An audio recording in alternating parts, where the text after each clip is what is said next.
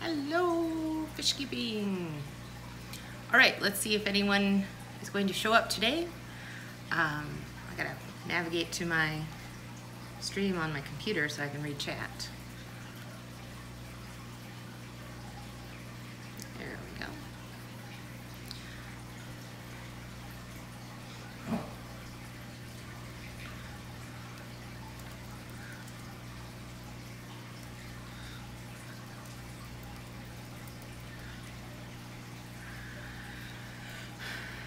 Well, my chat works. Let's see. Oh, someone's watching. Hi everyone. So today I thought we would talk about aquascaping. So there's a lot of rules about composition that I thought I could share with you since I do have that degree in art. I do use that when I'm aquascaping my tanks.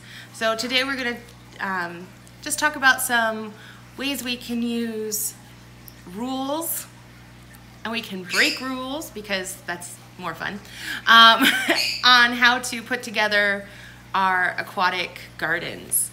So, hi Candy, hi everyone, glad you made it. So, I know everyone's at different, oh hey, you found the chat part, awesome. So, I know everyone's at different levels on how to design aquascapes. And honestly, I would have to say, if there's one piece of advice, do what you like. You know, whether that's live plants with a SpongeBob as your centerpiece, or if it's, you know, just live rock, plants, driftwood, that sort of thing. But if you're trying to figure out why certain scapes look more aesthetically interesting and why some are more distracting, I'm going to share some tips of composition. There will be math today, sorry guys, but it's simple math. So a lot of people hear aquascapers talk about the rule of thirds. And the rule of thirds, I made handy little diagrams for us. I promise, Candy, it's not scary math, I promise. But so on a little diagram, a rule of thirds, so if this was our tank, we would divide it up into three. You make a tic-tac-toe board on it. And the idea is that you would design within these quadrants, also putting focal points. Also, it's really interesting if you put things of interest on the line or at that intersection point. So it's pretty simple. But you also hear a lot of advanced aquascapers saying that this seems too contrived, too expected, a little bit too set up. And so there's actually a much more natural way to aquascape with basically a grid method. And if you can see my tanks behind me, I actually taped them all up so I can walk you through some of my compositions. But we'll get to that in a little bit because my phone needs to charge while we wait to there. So I think rule of thirds is fairly easy, but it is predictable. One thing I like to do with the rule of thirds is I like to think, hi HC Aqua, I'm glad you could make it. I know you're probably listening at work. So I hope you can peek at the screen as needed for our aquascaping lesson or watch the video later. So like I said, one of the things I like to do with the rule of thirds is think of it as like foreground, middle ground, and background. So a lot of times when you look at your tank, if you put this grid in front of the aquarium, so you can see on my 40 here, I've put most of my foreground interest area fits within that bottom third quadrant.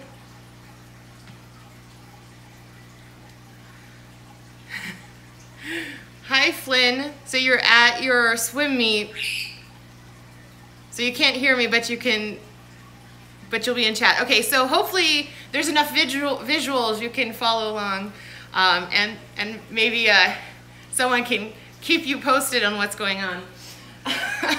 So anyway, on the 40, you can see that that bottom thirds is where the Shelleys live. And so we have a lot of interesting things in the foreground, and then in the midground, I have a lot of the rock work and the interest in the rocks, and in the background, you can literally see the back of the tank. Now I do have background plants that grow up there. I just recently gave that a pretty massive trim. So that quadrant would often have black background plants as well.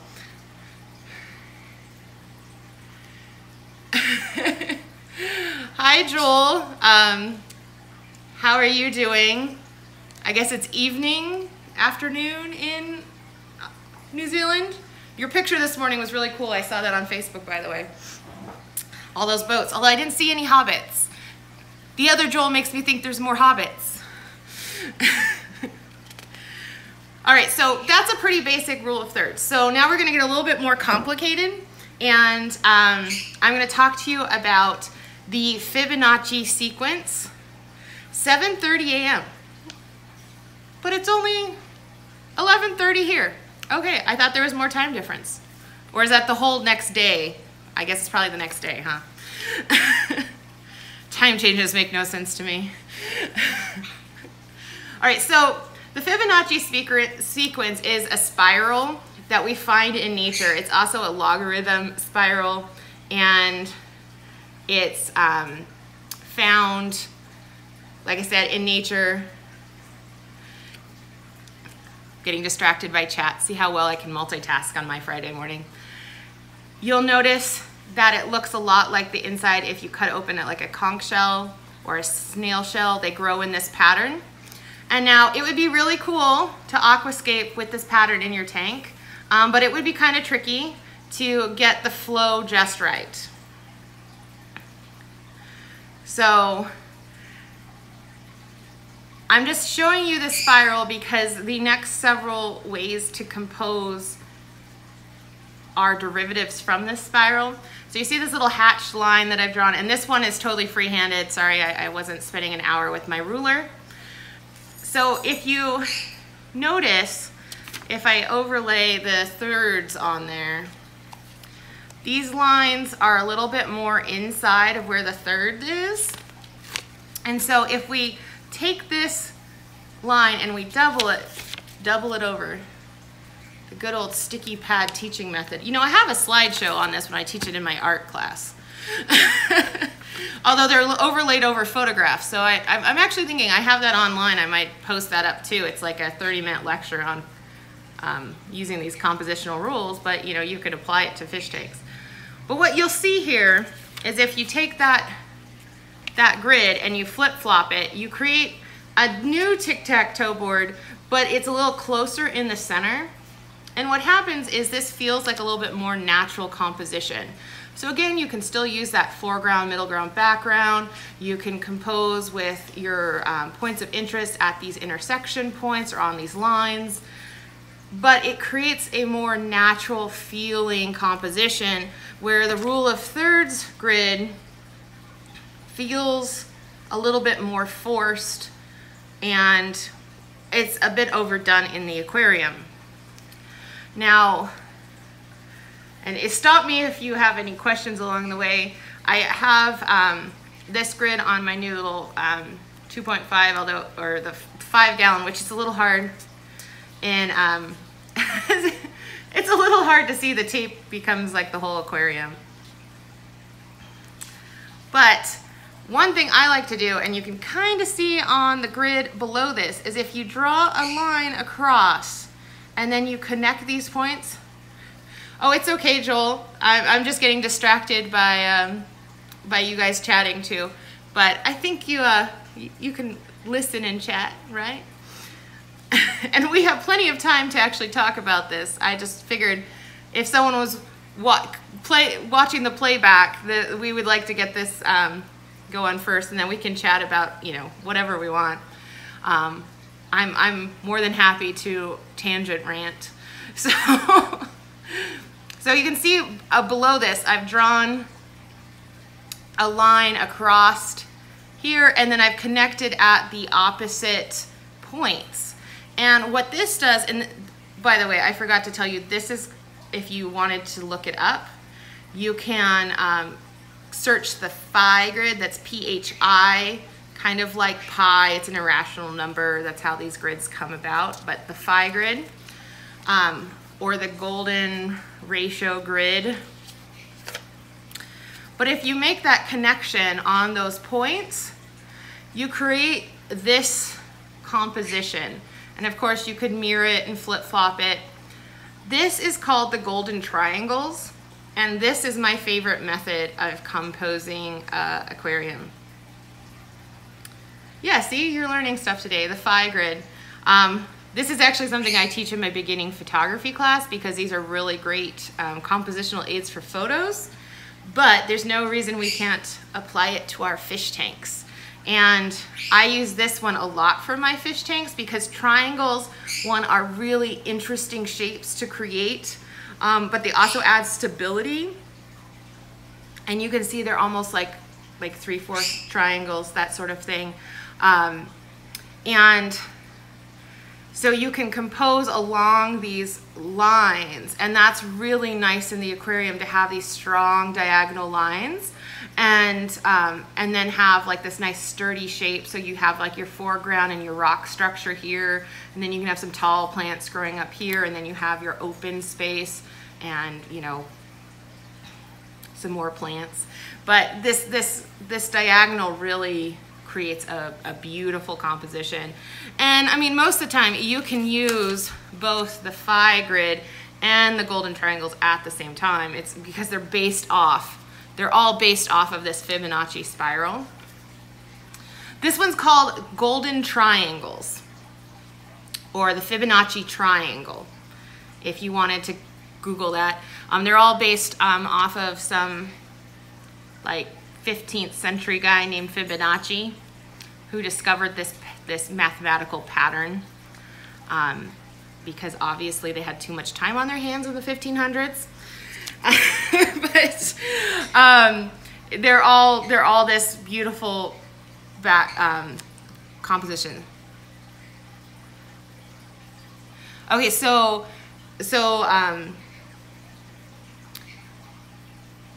Magnetic, is it? I don't know how to say your username. Magnetic 731 asks if so at the peak of the bottom triangle, would that be the foreground or the middle ground? So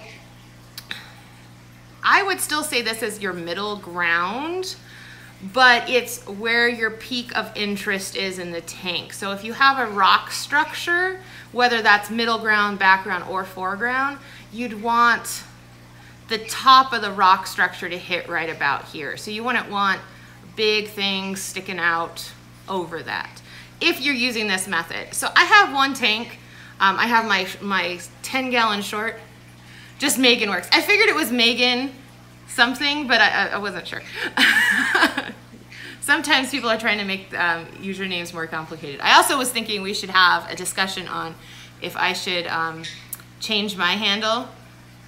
And, oh, do you guys, my computer's thinking, can you guys still see me and hear me? I don't know if that's my home internet or my stream. Okay, there it is. Probably my home internet. This is why I literally have to turn my my Wi-Fi off on my phone so I can do this. Otherwise, it's, yeah, it doesn't work. So, yeah, I really like this method, and let me walk you around to a couple of the tanks and show you. So it'll be a little hard to keep chat because this is on forward facing, or keep track of chat, but we can look at some of my aquariums, and we can, like I said, I taped this all up. All right, so let's see if we can get there in the picture. Get a little closer. Woo, sorry. I'm not trying to give you guys earthquake here. Everything's backwards and upside down, I swear. Okay, so you can see on the big tank, I'm gonna step back just a little bit, that, woo, my gimbal's going crazy. Stop it. There we go. So you can see that I've put the triangle on the tank, and I just did this by hand. Like I didn't like do out the inches. I just kind of freehanded the shape. But you can see that my plants, except for the breeder box up in this corner, my plants go in this quadrant, and this piece of wood, my interest piece of wood, follows this triangular arch. Now I've put this on backwards. Probably should have done it the other direction, but you can still see that the plants make these sort of triangular shapes, and then I have a more open space in the background. So you kind of get the idea of how this tank flows in that triangular pattern. And I hate to tell you this, but it's water change day tomorrow, so that's why they're all so noisy. So we talked a minute already about this one for the rule of thirds, and we can see that the rock is in that mid-ground. The shellies are up here in the foreground using the background.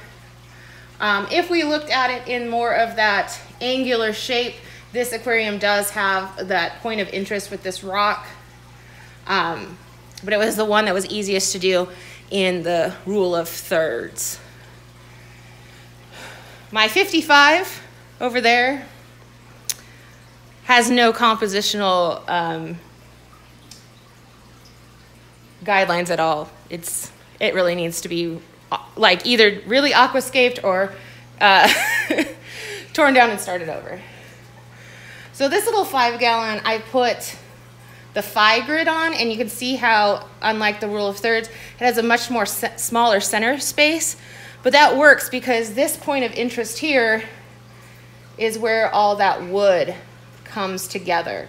So this quadrant is actually all pretty much wood, and then we have background plant.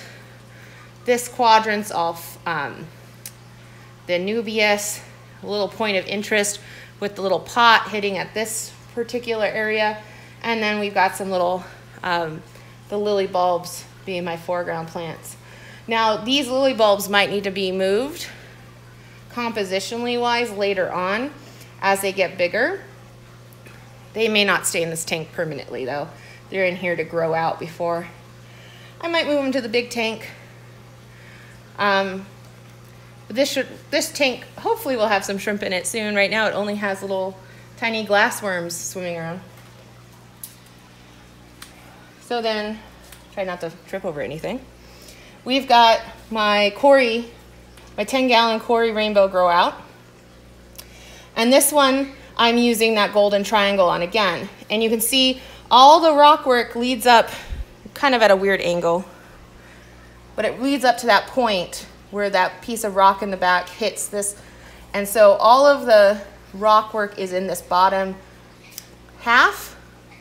And then we have mostly open swimming space in the back with just some reed plants in the very back activating this triangle but not overpowering it. And you can see my little rainbow fry. These guys are good, probably 6 or 8 months old now, and they're still only about an inch. And then my Cory fry in there as well. And these are my my black Cory fry, and they're getting really nice color. But I mean, this probably is my most successful aquascape in some ways because I actually bought the pieces, bought the wood that's in this tank, bought the rock, all with this composition in mind.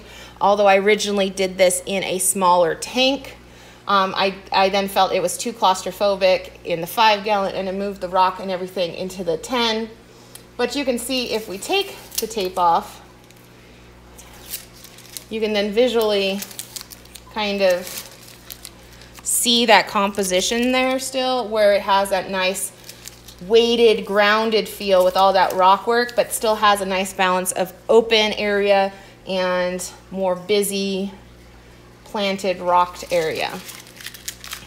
And this tank has a nice amount of surface algae growing because it gets nice window light every morning, which is not a problem in my old apartment. Never got any window light in my old apartment. This little tank, you notice I didn't put any tape on because At this point, it doesn't really have a compositional element going. I actually kind of went for a more out of tank interest piece where these pieces of wood come out of the tank. And in doing so, you would actually then increase the size of where you'd use that rule of thirds to encompass the portion of the tank that is out of water as well as in water. So if you are planning something that where you're having plants growing out or pieces of wood jetting out of your tank, you'd want to factor that into the compositional space. Because what happens is then you start drawing like the lines and these are at points. But right now, a lot of plants are just growing in, they're settling in to get established. And as they grow and get propagated, they'll get moved around and the composition will become stronger. So this tank is only what, 3 weeks old, and or 2 weeks old in this this current setup. Although you can see I have a billion snails because they decided to all lay eggs and hatch everywhere. And there's 5 Cory fry in here, and this is soon to have blue dream shrimp from Lucas in there, which I'm super excited about. So I hope that is a helpful, get us plugged back in.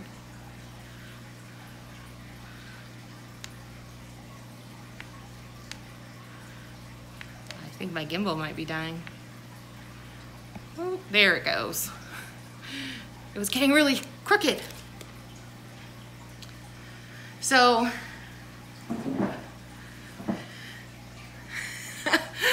oh, HC Aqua, that's an awesome idea. Actually, it was kind of fun to do that with mine. Because, I mean, I kind of like, when I went, like, except for the 10-gallon where I really thought about how I was putting the rocks and bought rocks according to how I wanted the tank to be. Most of my tanks I just do by eye. Now, granted, I have 20 years of experience in art, so I think that gives me like a natural inclination to go towards these sort of compositions because they're things that are ingrained in my visual eye to start with. But it is really fun, and I mean, blue painter's tape, it comes off super easy and it's not going to hurt anything. But yeah, it would be really fun to like play with the different compositions and see, you know, how you actually set it up naturally. Because I think it's always interesting to kind of see what we do or what we gravitate to. Joel asked if I'm an art fart. Yes, I am a photographer. Shh, don't tell. And I teach college photography. And yeah, I've always been super artsy, and I mean, literally what I love about my aquariums is that they're visual art pieces that I get to constantly play with and change. I approach pretty much everything in my life from an artistic perspective. Like, I literally took bartending classes because I thought it was interesting how you could combine all these liquors and create colors and flavors, and cooking is very artistic to me because you're combining different elements. So everything in my life is very artistic. Although I have to say, it also means I'm very messy because most artists are visual people, so we like everything where we can see it. So Joel says he's really spatially challenged. Well, you know, the tape really does help with that, right? So this way you have guidelines to follow if you don't feel confident in your own awareness of how the space should be laid out. Then you can use these tools, and that's why I'm sharing them with you, because these are learnable tools. They aren't just like, well, my eye says I should do this and there's no rhyme or reason. Literally, I'm giving you some simple mathematical tools that allow you to make beautiful scapes with minimal like frustration. So that's why I wanted to share, because obviously, like, hey, the that'll fit there approach is not necessarily a bad one, because if it'll fit and it looks okay, then it's working, right? I I sort of feel like that, like when I got my plants from Aquarium Co-op for the 5 gallon, I originally just kind of plopped them in there and they were all like sitting in the front, and I was like, no, I have to fix this, I have to arrange them.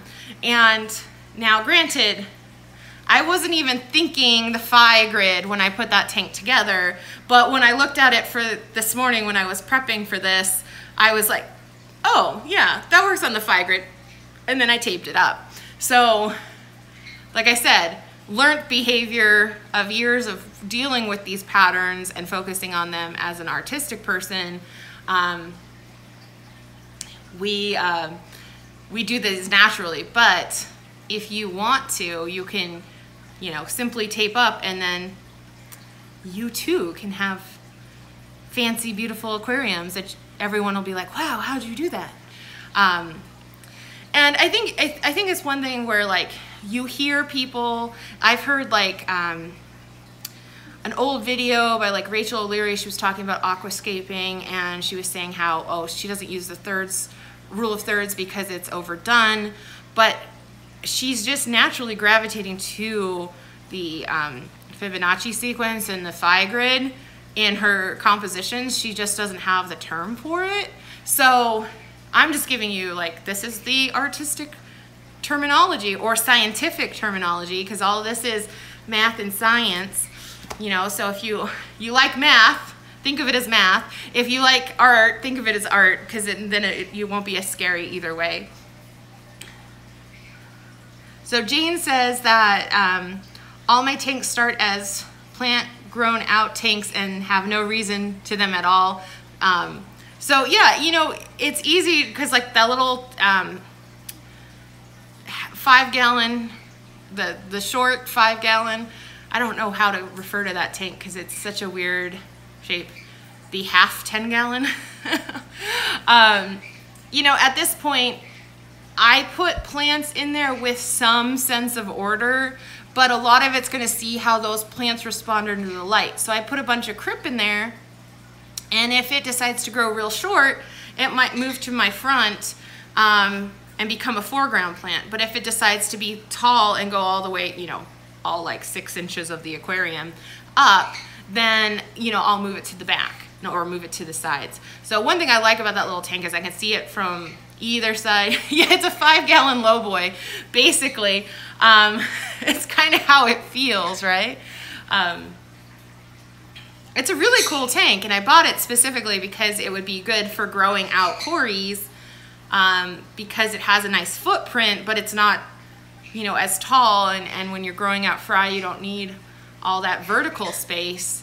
But I also thought it would be fun to aquascape, and it is interesting to aquascape, and the little 5 or 6 little cory fry that are still in there are having a blast with it. So I'm interested to see how that tank matures, because I have a couple different types of crips.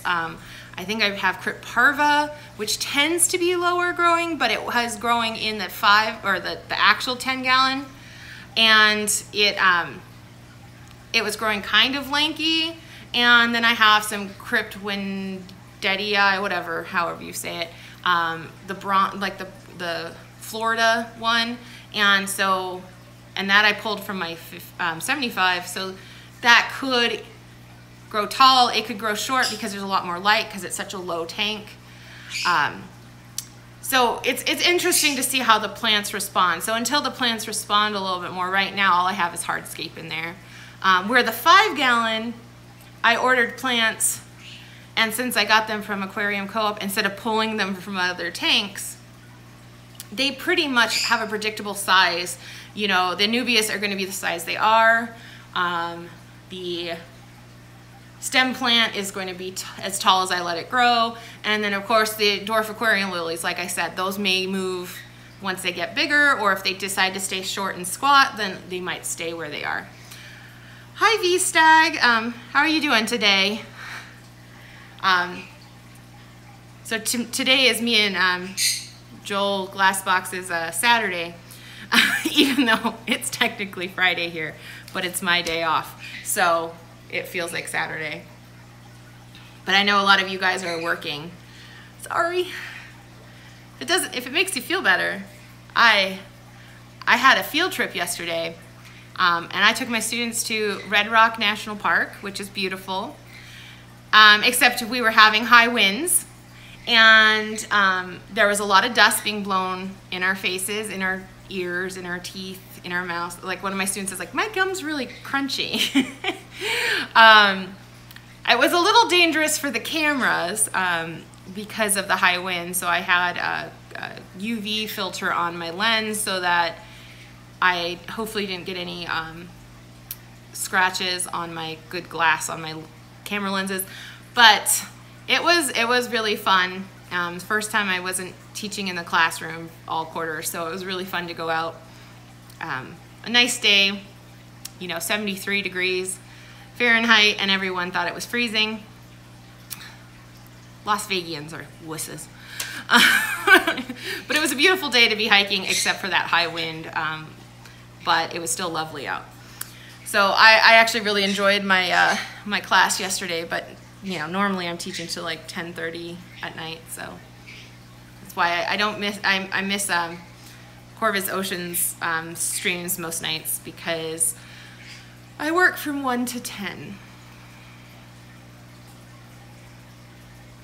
So Jane says she loves Red Rock. She saw mountain sheep the last time she was there, and one almost rammed her car. Oh my God. There used to be, there was a famous sheep up in, I guess, the in Montana. My friend took me a couple of springs ago, and he's actually now, he passed away of natural causes, but then he got stuffed and put in the like welcome center because he was famous for challenging cars on the road, and they you know, catch him and relocate him up the mountain, and then he'd come back to the park center area. I was hoping, because we were out fairly late, we were out towards sunset, I was hoping we'd see the wild burros or the horses, because they come through that valley area. We were on the other side of the hill at that point where the oases are, and it was really lovely. There was actually trees with color turning on them. It felt sort of fallish, except for the high winds that were blowing us over when I was showering. It was pretty crazy. But it was really fun, and I found some really cool places to hike later before it gets too hot again. I just need to find a hiking buddy that wants to go out on the weekends. But yeah, it was really cool. We had some models, and we were doing location shoot photos, and it was fun working with the students out in the field instead of just always stuck in the studio. I always feel like I'm in like a windowless room because my lecture hall has no windows and the studio has no windows. Like, I never see outside. Whoops. Cat thinks the camera is something to rub on. Don't rub on the camera, silly. Hey, Sasquatch Aquatics. So I gave my little presentation in the first half hour on oh, hey, Steenfot. Glad you could make it. I did my presentation in the first 30 minutes on different compositional ways of landscaping or aquascaping your tank. Steenbot asks, I missed the beginning, can you start over? I feel like that happens in almost every stream. Like I was, of course there was like 30 streams yesterday, and like almost every single one, like it's like at the end and someone's like, now what was that? And it's like, we've answered that question 7 times.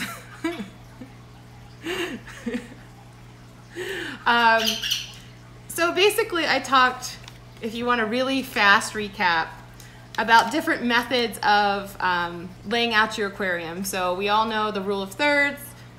You draw the tic-tac-toe board, you put your interest things on the line or at the intersection, and then I talked about a much more interesting way and a more natural way. And that's the Fibonacci sequence, and not that you actually use this curve, but that's the Fibonacci spiral. Plants grow in that method. And then from that is a derivative of the phi grid, which is a little bit closer spaced, but you use it just like the thirds. And then my favorite, which is the golden triangles. And yes, the snail shell spiral, as Steenfot would call it. The golden triangles, which really create a really nice layout of, Candy says we had a math test too. Yes. Oh, funny story. So, you know, I teach this in my beginning photo class during composition. We do 2 weeks on composition. And I had a student keep asking me, what are you talking about the 5 grid? Like 5 is the number. And I'm like, I don't know what you're talking about. The 5 grid? And then she heard the phi, P-H-I, as the number 5. And so it was this really weird, like, confusion. So Steenfot says, he aquascapes, I stand at the other end of the room and just throw stuff in the tank. Wherever it lands is where it goes. You know, I know a lot of artists that is literally how they work. When I was in grad school, I used the Fibonacci spiral to lay out. I was doing these, I made photos and then I made them into pinwheels. And this is going to sound crazy, but then I had size pinwheels based on the spiral, and then I pinned them from large to small spiraling in the Fibonacci spiral.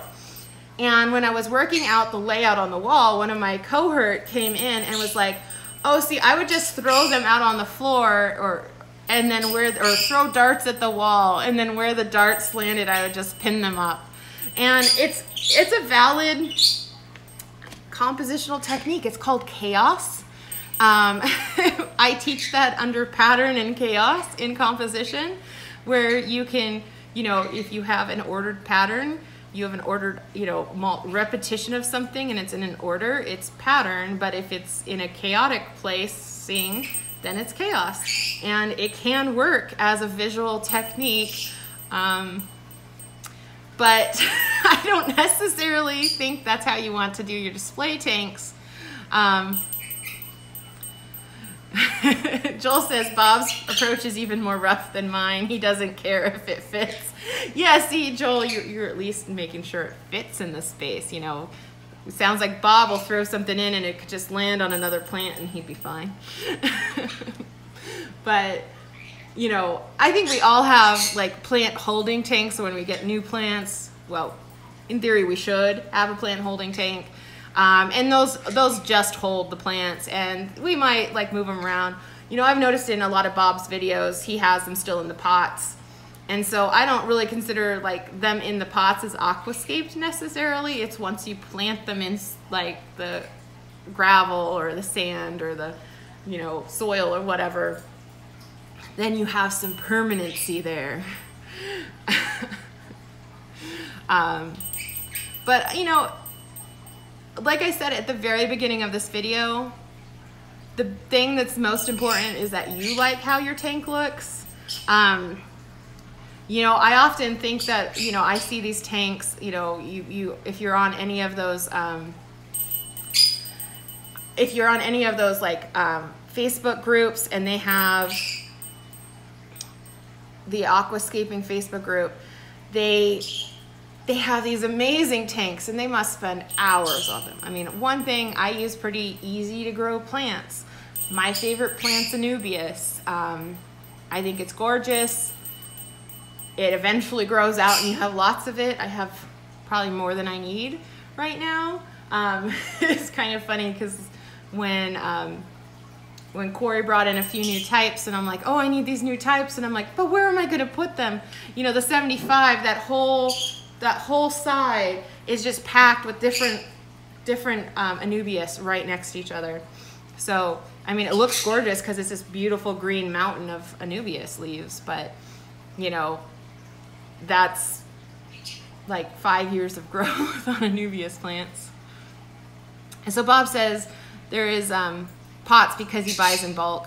and uses them randomly. Yeah, eventually they find a permanent home. So I'm assuming the ones that are in more permanent homes, you know, like I know you have that really pretty, is it a 40 gallon or where you have the beta females in there? They really have quite lovely aquascape going on, that one with that big crypt. So I know you can put a nice aquascape together, but yeah, I mean, even the ones in the 5 gallon, some of those are still in pots because I don't know if those are permanent places for them. But putting new potted plants in a 5 gallon that doesn't have any fish in it was good because, one, it helped cycle the tank faster because it brought in beneficial bacteria on those plants. And, you know, while I decide what to do with them, they may become, I mean, I do kind of like how they look in there, so they probably will become permanent. But, you know, if that's the case, I'll probably take them out of the pot and super glue them to a rock or something so that they aren't permanent. But I remember I had a 120 and I had a piece of Nubius in there, and this was, I mean, pre-YouTube, you know, there were some Facebook groups out there, not Facebook groups, there wasn't Facebook yet. There were some forums out there, and I didn't know better, so I just planted the pot. And when I pulled that Anubias out, it was a good 3 feet long stem of Anubias, just regular like Nana, and then there's the pot attached to the end of it. So, you know, those can eventually grow. And I mean, I know they say the rock wool is bad to leave in the aquarium, but I'm not really sure it's that horrible. I think it's more that there's the fertilizer beads a lot of times in there, and they can leach out and cause problems with chemical spikes, ammonia spikes, or nitrate spikes. So, you know, I hope some of these lessons were helpful, and if not, you learned how you could improve if you want to. I'm not, you know, like I said, you know, I always feel like as long as you're enjoying your tank, it doesn't really matter. I personally enjoy putting together the aquascape, but like I said, my 55 with my Pearly Ocellatus has no rhyme or reason. It's just plants stuck in there to create visual barriers for the males so that they don't get too cranky. And I keep it cut, you know, like it grows to the top and then I cut it down halfway. It's just a bunch of stem plants. I'm kind of using them to hide the sponge filters that are huge and ugly, but it has no compositional flow to it at all. So we could call it the chaos theory of pattern. When you cut off the top of one stem plant and you just stick it somewhere, that's how that class goes. So Candy says she'll be taping her 125 after Black Friday if PetSmart cooperates. You know, oh man, I want a 125. I got my 75 from PetSmart when they did one of those sales. You know, it was like $250 off. I think it's the same sale that Corey bought his 75 at, because I was really tempted to get like a 90 or a little bit bigger, but it was just such a good deal with the stand. I really would like a big tank, but I'm not gonna get one until I'm in a more permanent setup. It's bad enough the tanks are already growing. Last year it was $300 on Black Friday. Whoo, that's a steal. Does that come with the stand and everything? Because I know mine came with, oh, yes. Ooh. That's almost too good to be true. So Joel asks, is living in Las Vegas as glitzy as it sounds to someone not from the USA? No. Living in Las Vegas is, I mean, it's convenient because like if I want to go to Armani, there's a store 30 minutes away from me that sells it. But the fact is, it's really actually pretty expensive for the, like where you live. Like cost of living is kind of high for here. Like it's more than where I was living in central Washington. It's less than if I was living on the west side with like Bob and Corey and the other Joel. But it's mostly just suburbs, like hundreds and hundreds of houses on hundreds of streets. It's just a sprawling metropolis of houses. And then everything costs a lot because you live in the desert. So water's expensive, electricity's expensive. It gets holy effing hot here in the summer. There are pretty places. Like I said, Red Rock, it's 30 minutes away. The Hoover Dam is 30 minutes away. There's a lot of cool places to go photographing if you like the desert. For me, who likes a more temperate climate, it's finally getting reasonable here. And everyone here thinks it's freezing. You think they were about ready to lose toes from frostbite when it's 70 degrees outside. So I don't know what that's in Celsius, by the way. Sorry, that's math I can't do in my head anymore.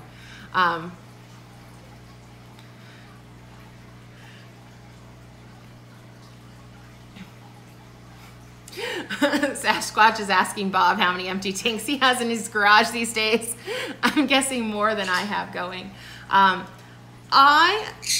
very proud of myself. I only have one empty tank right now, and it's a 20-gallon long. And I'm half tempted to set it up under the 40 and get some long fin red albine or red bristlenose plecos and start a breeding project. But I'm controlling myself. Bob says he has probably 30 empty tanks. How many gallons of empty tankage do you think you have? Because there's some big tanks in there, aren't there? I mean, I've had times when I was switching out, like I had a bunch of 10 gallons and then I went to one big 120 and then I like had all these 10s in the garage or all these random sizes. For a long time before I moved and started doing the employment hop of the educator, where I had, you know, probably 30 plus empty aquariums in my garage, but they were all pretty small ones. So you still have the 240, two 125s, 120, 50, 40s, 20s, 10s.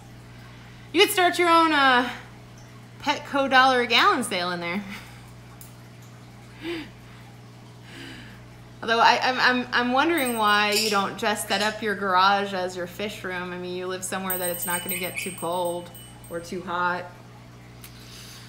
I'd be sorely tempted, except my garage would be like 140 degrees in the summer.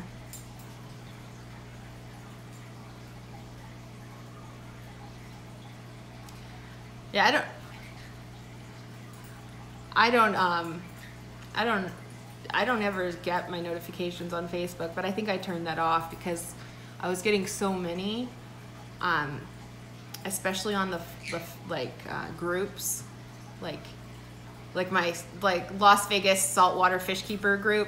Like there's a million posts a day on there, and half of it's for stuff for sale, for really, really overpriced stuff. So I only get daily reminders to go look. But I do have the aquarium live stream one on, because that one I actually want to know if someone's on, because YouTube is so unreliable of telling us whether or not we have a live streaming.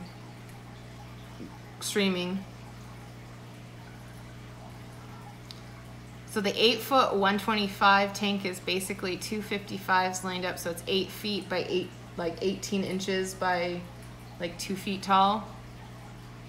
See, I really like the deeper tanks. I love the 2 foot deep. It's really fun to aquascape with because you can actually get some decent sized rocks and a decent like rock pile up.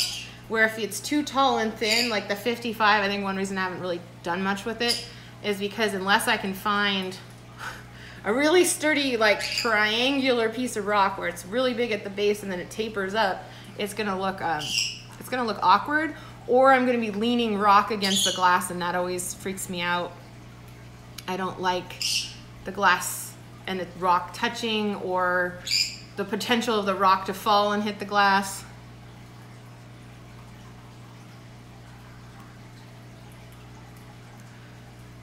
So Joel says that there was a weird tank for sale for ages here, which was 2 relatively large tanks connected with a tube. So the fish could swim through the tube.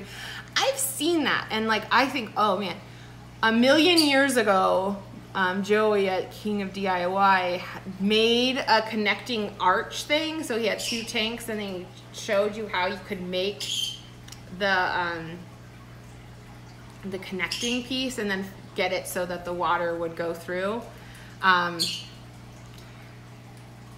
Like, I think it's weird. I think it can be cool in some ways, like, but I don't know. It seems sort of like those people that have like the catwalks all the way around the top of their house, or like for their gerbils or something. They have like tubing all over their house so the gerbil can just like traverse the whole house. Seems I would rather a standard tank that's a little bit more conventional, I guess.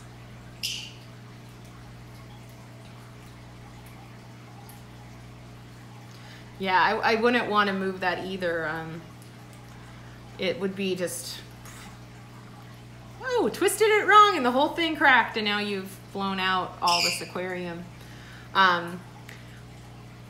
I knew someone who was custom building an L-shaped tank, and I was like, why not just make one big tank? Why make this L? It's gonna be awkward to like view in that corner. But you know, everyone likes to do something different. Just if it's different, it's gonna be harder to resell.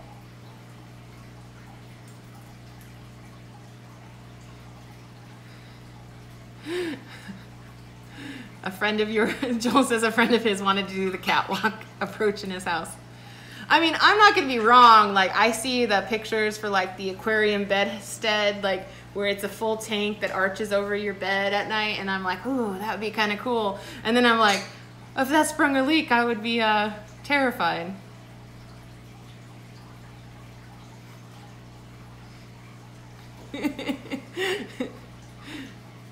Well, Nisi, you should get your husband right on that to make those. Yeah, I'd be scared to sleep under an aquarium. That's where I was like, yeah, no, that's not really doesn't seem like a very good idea. Yeah, so if you do anything weird like that and it's permanent in the house, like either you never sell it, like, or you have to take it all down and patch it and repair it. I mean, I'm like that. So there's all this beautiful wall space up here, right? And behind me, I have hundreds of pieces of art that I could put up there, but like just the thought of like putting that many holes in the wall is stopping me from like putting art up, because I'm like, well, if I move in a year, like that's a lot of repair work, or they're gonna charge me to repaint, you know. I often feel like that because like in my bathroom, there's nowhere to put the towel. Like there's no like towel bar, there's no like hook or anything. And I'm like, man, it'd be nice to put one in, but are they gonna gripe about it if I did that? Will I have to remove it and patch the wall when I leave? It just seems so weird to have like nowhere to hang your towel, your hand towel in the bathroom. So I'm waiting until I buy a house, and then I can be as weird as I want to be. And I can put in the big giant aquarium, because if I flood it, it's just between me and my homeowner's insurance, versus if I flood a rental and then it's between a bunch of us.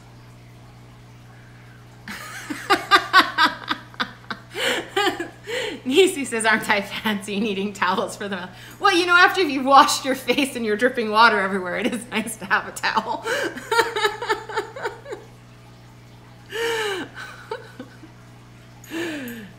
Meanwhile, I'm like, I put it like on the counter, and then the cat jumps up, and then every day I'm like, oh, it's on the floor this morning. Well, I guess I'll use it anyway. I guess I could buy more towels and just use a fresh towel every day, and that just seems like an excessive waste of water and laundering. But,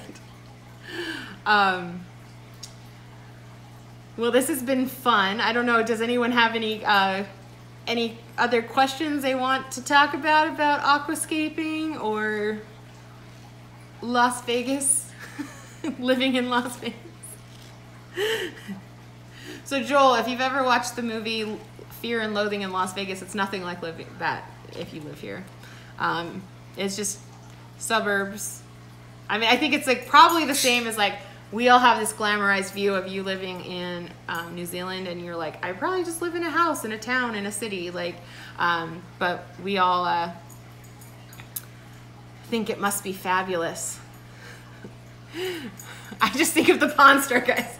Okay, there's definitely a faction that fits that. There's a lot of people trying to sell shit for more than it's worth. Especially in the fish tank world. I think the hardest thing is I finally live in a town for the first time in like 7 years that has a fish club, but they're all saltwater. They're all saltwater people, and a few of them have freshwater tanks, and it is really funny to talk to saltwater people and them go like, oh, aquascaped freshwater tank sounds so hard. You're just like, really?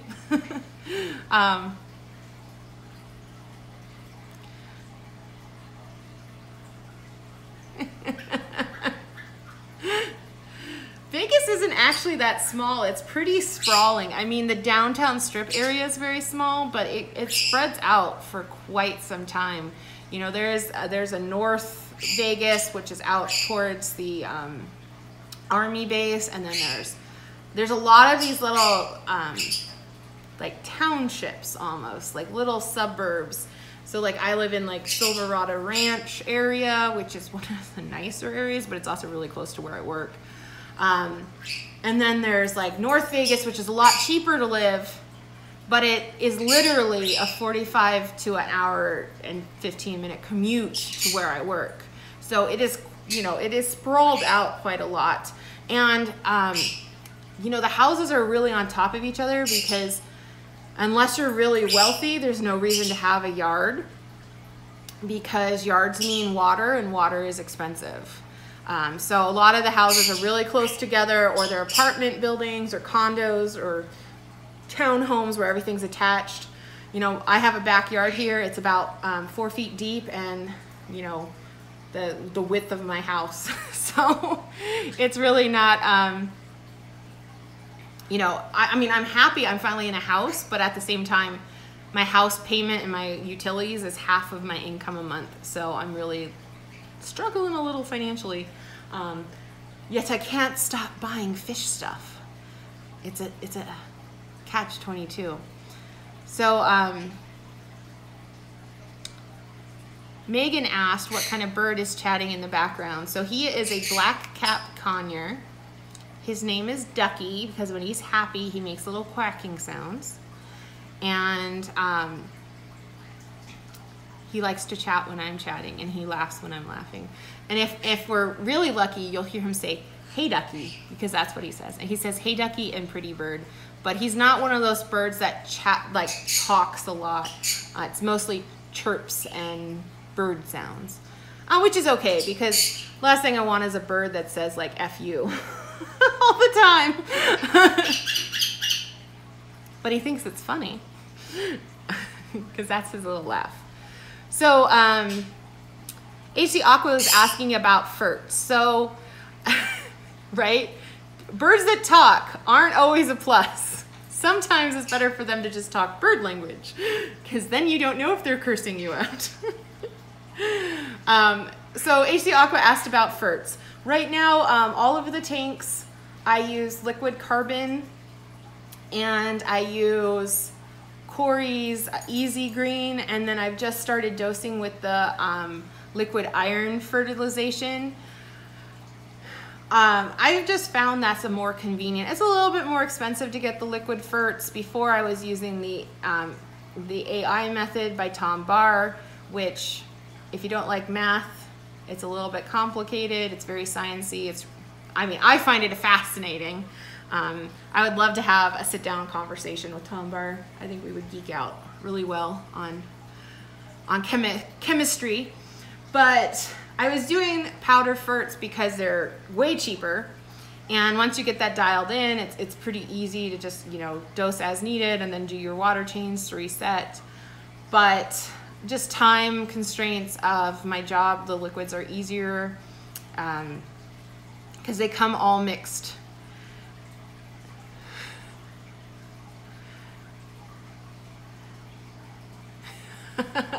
Megan says she has a bird and it only cursed once. Thank goodness that she didn't keep that up. Yeah, right? Well, thanks for stopping by, Bob. It was good to have you in my stream. Maybe someday I'll be as big as yours. I'm not holding my breath. But yeah, the liquid ferts are just convenient because you can get them pre-mixed, but you can mix your own too. And it's really not hard. It just, you know, it's like making the fish food versus using the dried fish food. You know, 90% of the time I use the dried because it's just more convenient, but I do add in the live food, frozen food, Rapashi, you know, homemade food stuff. So, you know, that's sort of you know, my method. Keep it simple. The good old KISS method, right?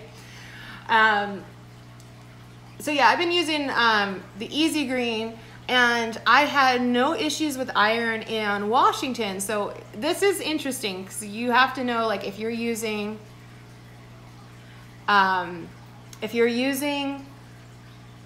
fertilization, you kind of need to know what's in your water, and you can get a water report. So my guess is that there was just more iron piping and that sort of thing in the Washington areas that I lived, so that there was more iron in the water, even though the TDS of that water, and that's why TDS can't be the only thing you go off of, because the TDS of my water was under 150 in Yakima. Here it's over 500, but my plants are having iron deficiencies. So you have to be aware of the fact that just because you have lots of TDS doesn't mean you have the right kinds of solids in your water. Now, this water, most of it comes from Lake Mead or underground water sources here in Vegas. So it really is very rich in calcium and magnesium and minerals. So like those I don't have to worry about so much, but it doesn't have some of those elements that I need, you know, so I'm having to add those in. Jane, I don't think I have, I ever did the white worms in another setup. I did lose my culture when I moved, but if you want to hold on a second, I can go get that.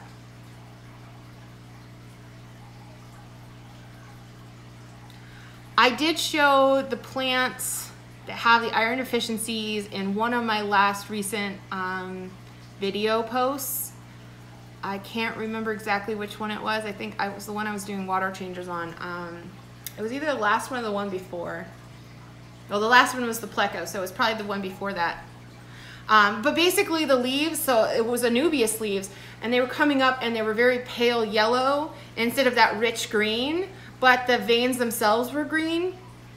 And so I looked up resources. I posted a picture of it on the Aquarium support group, watched some videos of Corey's, and I came to the decision that it was probably iron. And so then I just ordered Corey's iron supplement. So he actually, he says in his deficiency video, I think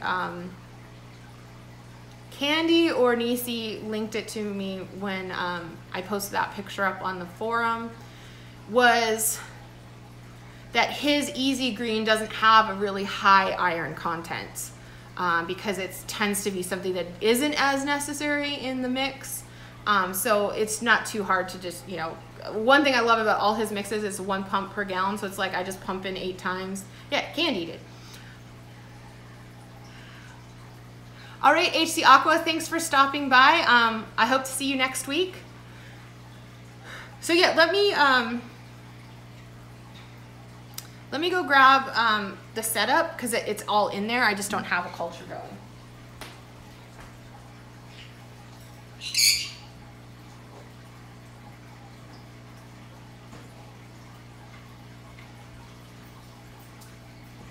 And it totally smells like mothballs, which is awesome.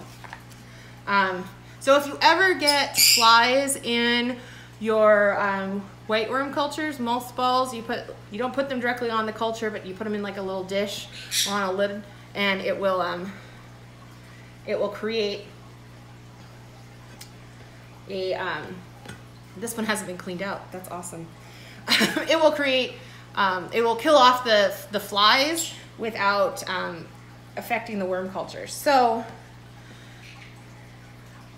let's see, I'm gonna tilt the camera down if I can get it to work so we can see what we're looking at. So, you know, it's just a standard Ziploc Tupperware with holes in the top, and then a piece of glass or plexi with, this is what you collect the worms off of, a couple pieces of craft mesh, and they the worms will climb through those. So, I mean, these are kind of gross right now. Like I said, this one didn't get cleaned out all the way. But like this top piece, I'd pull it off and I'd swish it in water. Not the tank water, but just in water. And then I'd rinse them once I collected them. But this is the foam that I was talking about. So it's just standard cell cast foam. It's called open cell foam, which that means is that the little network of the foam itself is in a closed structure. So there's not little orbs of foam that have no entrance or exits. And what the worms do is they actually go into the foam, and this is damp, and then I use cat food to feed it.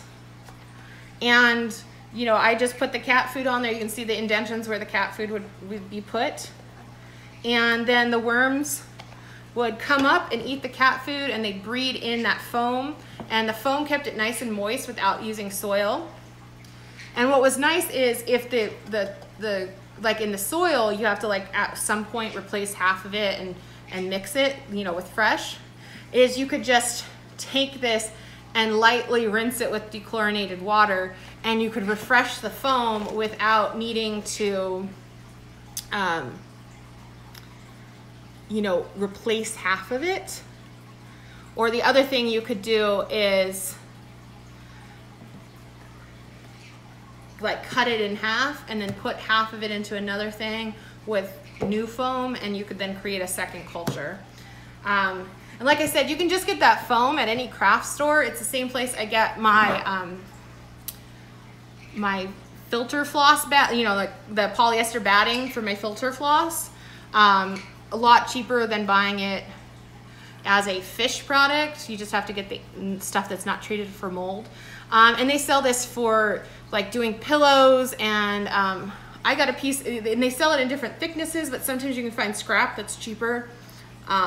So I got one that was really thick, and I just cut it in half like a cake, you know, if you're dividing up a cake, and then I cut that into pieces. And it's either usually like blue or teal color, but it quickly becomes brown from just the wormies doing their thing. I would like to get those cultures back up and running. They just didn't make the trip. It got too hot for them, and they do tend to like a little cooler. Like I store mine under the kitchen sink, and I just think they're a tough culture. They were a tough culture to keep going year round. When I was in Yakima, that didn't get near as hot in the summer, so they're gonna be real tough if I wanted to try to keep them here, because it gets really hot and I can't keep my house as cool because I can't afford the electricity to keep it that cool. So Nisi asks, or are you guys talking about something else? So the iron has to be a tiny bit lesser. I may need more coffee. Assumptions based on lack of brain thinking. Oh, never enough coffee. Oh, were you saying that that the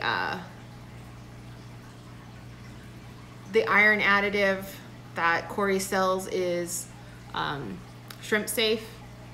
I've been adding it to my 5-gallon that I'm going to put shrimp in, so hopefully it's shrimp safe. But I think he would have put something on the bottle if it wasn't. Yeah, so Jane, that's what I was trying to explain that when you I don't know, posted it or whatever we were talking about, and I was like, it actually made me think, but I don't have an up and running culture, so it seems a little weirder to like make a dedicated video about it. Like I made a dedicated video on doing microworms, and my microworm culture is ongoing. It's pretty low maintenance. A lot of people think they smell, but they smell a lot less than the white worms do. To me, they smell a little yeasty, but I only feed carbs to them. So maybe if I know some people that feed them flake food, and maybe that makes them stinkier. Yeah, I did have a couple cultures that were in potting soil, and when I moved, they got this heinous infestation of some sort of little maggoty thing, and I just didn't have time with the new job to deal with them, so I just put them outside to bake. You know, I was 120 out every day. I figured it'd kill anything. So yeah, I probably, like, if I can find someone, or maybe I'll order a starter culture on those eventually and get them going, because the fish love them. Although the rainbow fish were the ones that really gobbled them up like crazy, and I don't have them either right now. Yeah, if you find a wine cooler on Craigslist, that's actually not a bad idea, because I've seen several people that like they have tutorials on them, or on the blackworms and stuff, that they keep in the wine cooler, so they can keep it at like 65. I was actually thinking of maybe looking into culturing like the blackworms or the red worms. Yeah. Candy read my mind for pea puffers. That's exactly what I was thinking. For possibly baby puffer snacks. Although I have a pretty good snail population going. I think I could keep pea puffers in snails for a while. Oh, yours arrived today. Yay! Oh, that's so exciting. I want puffers bad. I mean, there's a bunch of fish I want bad. Like, I'm not gonna lie. There's a bunch of plecos I want pretty damn bad. But, and then Corey put out that puffer video yesterday just to rub it in.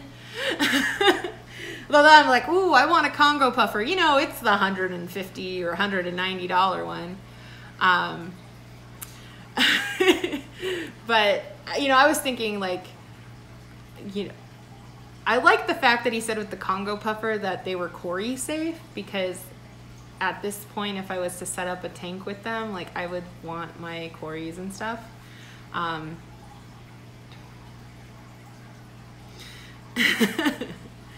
Yeah, Nisi, whenever Corey talks about them, I'm like, take my money, yeah. But also at the same time, like, and ship them to me, because no one here has them. You know, it's one thing about Vegas. We have one fish store that has half freshwater and half salt. We have like 4 other saltwater stores. It's a big saltwater community. I don't know if it's the money thing or that's just, you know, it's weird because like where Corey is, it's much more freshwater planted, but then where Corvus is, there's more saltwater community. So I just think yeah, it's probably money. Nisi says Alaska is pretty dang salty too. So it's funny though, because I went into a saltwater store, and it was a beautiful saltwater store, and they had my favorite blenny there, which was probably why I liked it, which is the Starry Night blenny. It's black with little white polka dots, and it has a little white fringe in its little fins, and they're the cutest little saltwater blenny. I had one once. But it's like, so they, you know, I was like, well, you know, is there a good freshwater store? Is there a freshwater store like this? And they're like, oh, well, I wouldn't do freshwater because Trop has it, you know, like they do it right. And then I go in there and I'm like, they have mixed Africans with Asians with like, I'm like, they have a decent selection of the stuff that you don't see at PetSmart or Petco. Like they do have Africans, they do have Malaysian, fish, they have you know, all the lakes represented in Africa and not just convicts like you would see at PetSmart. But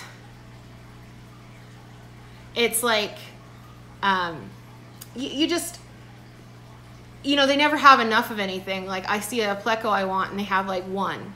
And it's like, well, I want a breeding group. If I get a you know, like plecos, I don't want one of each kind. I want 6 of something so I can get a breeding pair.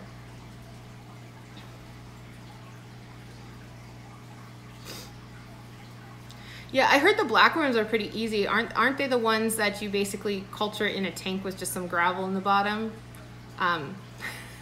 I've occasionally pulled a plant from my 75 and there's like one of the little long red worms in it, and I'm like freaking out because I'm like, there's a worm.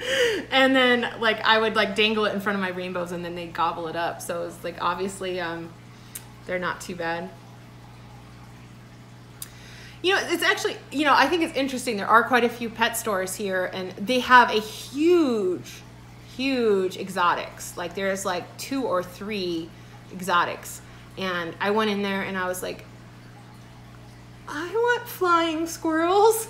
They're so cute and they make the cutest noises, until I found that they're mostly nocturnal and they're just noisy as hell at night. And then I'm like, no, those aren't the pet for me. I need my sleep. But they're so like little sugar gliders. They're just the cutest things. They have the little wings and you set up like trees and they literally glide to you. Yeah, it's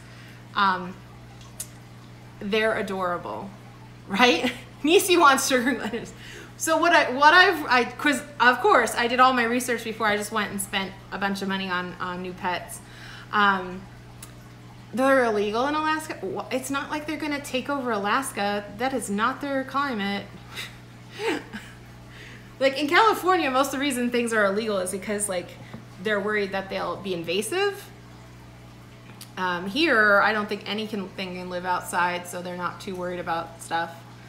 Although I was interested after watching the puffer video to see if I could keep the crayfish, not because I have any interest in crayfish necessarily, because crayfish remind me of something I eat when I go out to restaurants. But they would make good puffer food, right? So I'm like, right? Crayfish are yummy. I really have a hard time keeping things as pets that I might eat. And I like shellfish too much. I can make the exception for little like Neocaridinus because that is way too small to want to eat. Hi, Aquarium Cop. Yeah, pets are friends, not food, unless they're food, and they're friendly food. Yeah, I have a lot of friends that raise meat rabbits, but then they also have rabbits that they keep in their house. Anyone else had a guppy fritter before? I would tell Corey that you have had a guppy fritter or convict stew. Convict stew makes sense. They're so prolific. But you might get unmodded.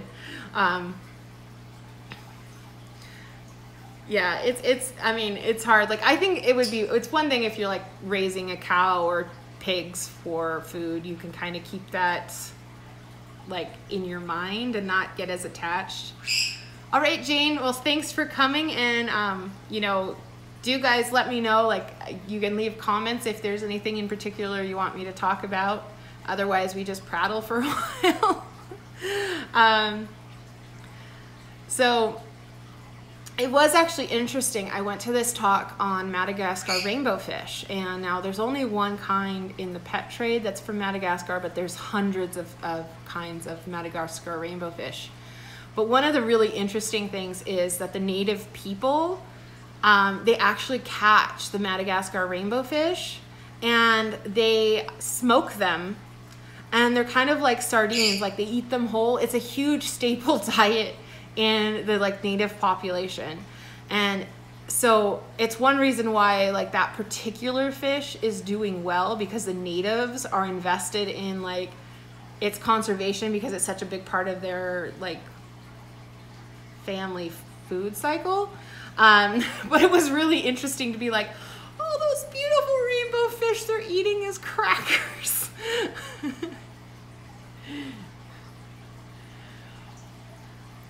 So Nisi asks if the Shoaldentai, ooh, that seems like it sounds right, puffer can eat self-cloning crayfish, or if the crays are too big.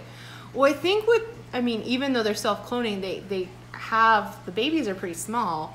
So you could maybe feed the babies, not like the full-size adults. Because like I know like Sergeant Tank has them, and like when he did the earring thing, they were like a good size. Like they seemed like they get probably like 3 or so inches, but the babies are probably pretty darn tiny. So my guess is they might be able to eat the babies, but I'm not, not 100% sure. In the talk that Corey posted yesterday, it was basically saying that those were acceptable food for anything except like the pea puffers, which basically all you have to feed is blackworms, and bloodworms. So it's possible. If not, put them in a cage and boil with corn and potatoes, crab, and they'll taste yummy.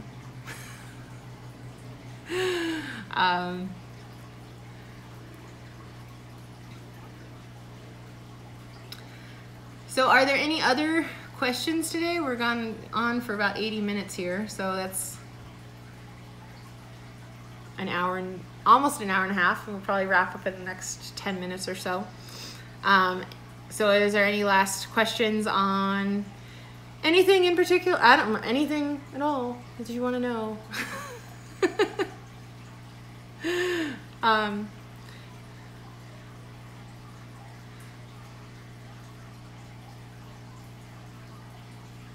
I can't even say that, Nisi. How much can a ground hound mound if a ground hound could ground mound? Well, if you're talking about a hound dog and how much it can, a ground dog, which is a type of hound, and how much it can dig a hole, it can dig a pretty big hole.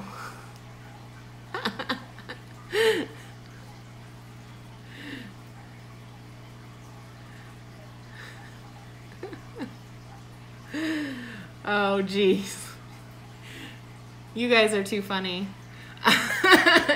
But yeah, Joel, no more math. Not to mention, I think that's either a negative amount or it's not even possible.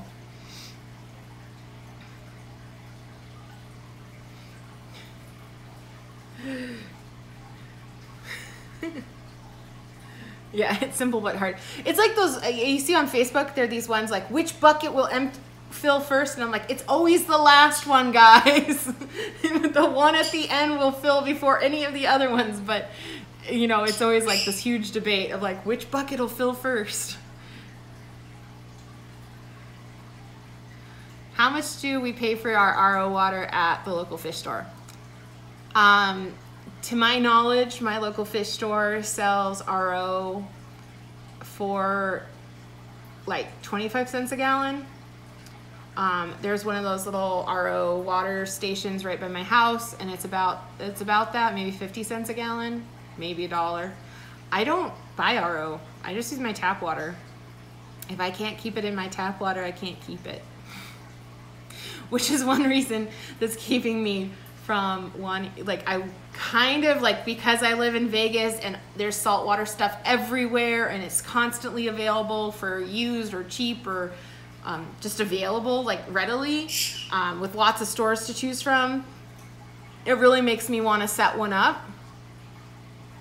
But at the same time, it's like doing RO, mixing salt. Although I guess I could go to the saltwater store. They'll actually sell me pre-made salt water that they mix with their RO, and so it's all ready to go. I don't know. Seems like a lot of work, and it's a lot of money that I don't have, so I'll stick probably with my freshwater stuff. It's a little bit more reasonable, because like, see, we think $100 and $200 fish in freshwater is really expensive. For instance, if you wanted to buy a zebra pleco and it's $150, most of the fish in saltwater start around there. Not all of them. There are definitely cheaper ones. You can get like some dotty backs and some different things, but a lot of the fish are around that $100 mark. And then if you're doing corals, you know, you're like $10 a head, but you want like 100 heads, so then you're like $1,000 coral. So I do not have enough lucrative income for that.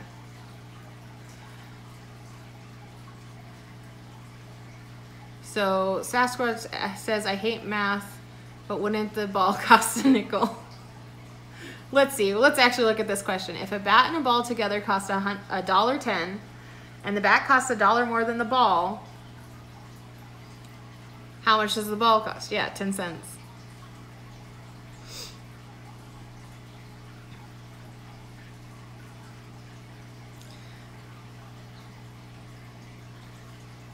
Well, then it's a really good sale if you buy it.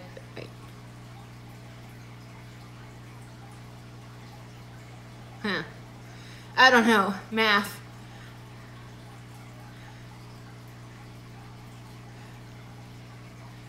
See, Joel says it's $1.20. So then...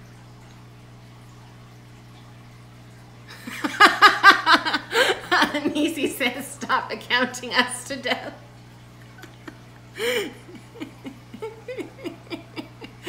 Oh my God. Yeah, right? Although, you know, if Joel, if you want to come visit, I'll show you how boring the city of Vegas is, and then you can help me with my budget.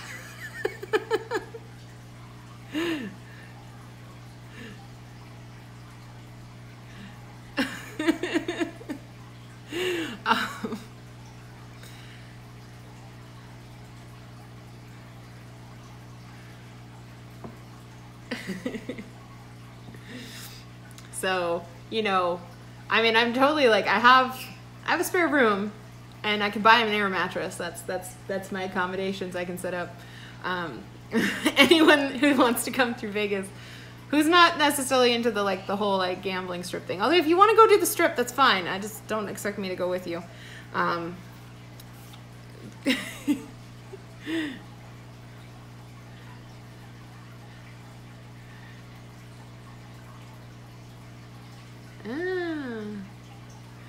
Oh, Joel, you're schooling us on simple math questions.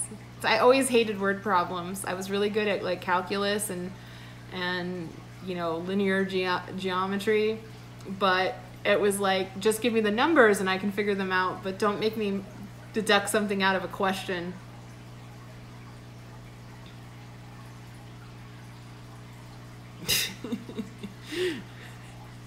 Right.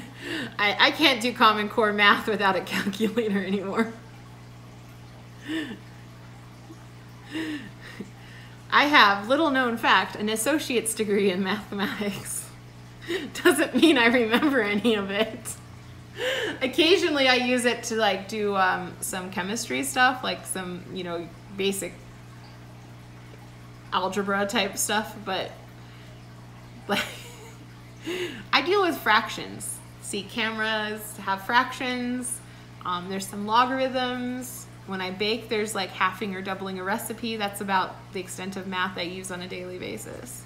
And trying to figure out if my car is about 3/4 empty and it takes X amount of gallons and it's this much per gallon, do I have enough money in my bank account to fill it up?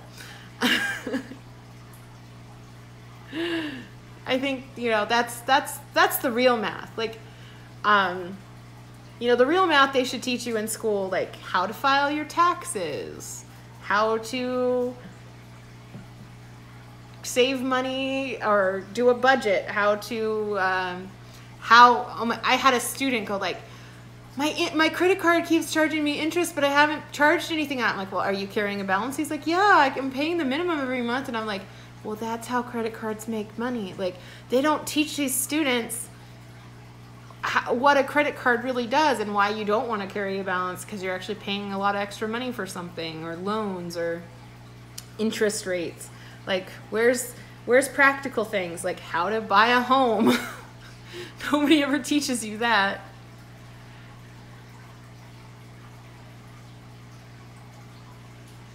Oh yeah, Nisi, the new math stuff is so weird to me. You know, I taught a class in art education, but it came up a lot with Common Core.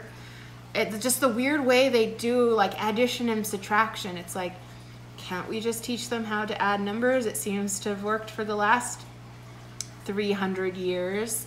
Why all of a sudden do we need to make this problem even more complicated?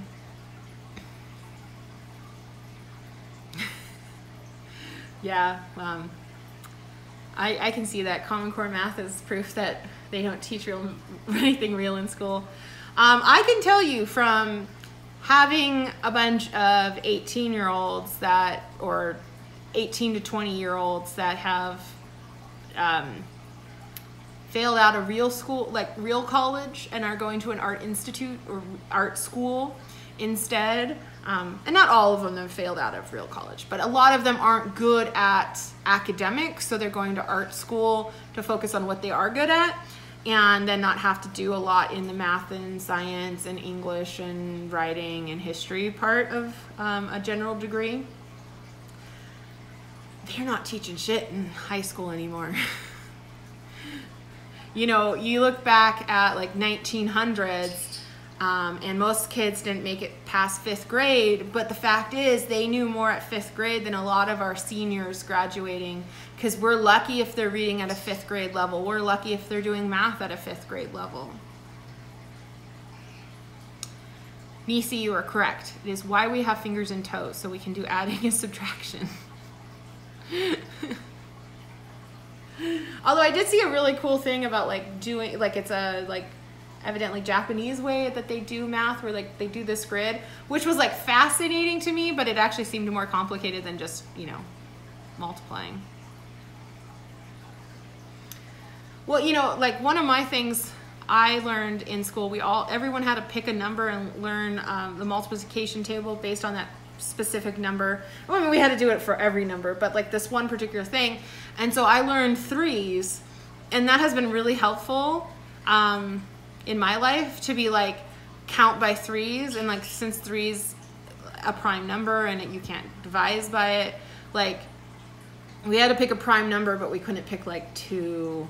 So it was like 3 or 7 or 13 or something like that. And so having that second, right, because everyone can count by 2s, everyone can count by 5s and 10s. So you're having that second prime number based, it's really like super helpful for doing like simple math, because you can spot those numbers pretty easy.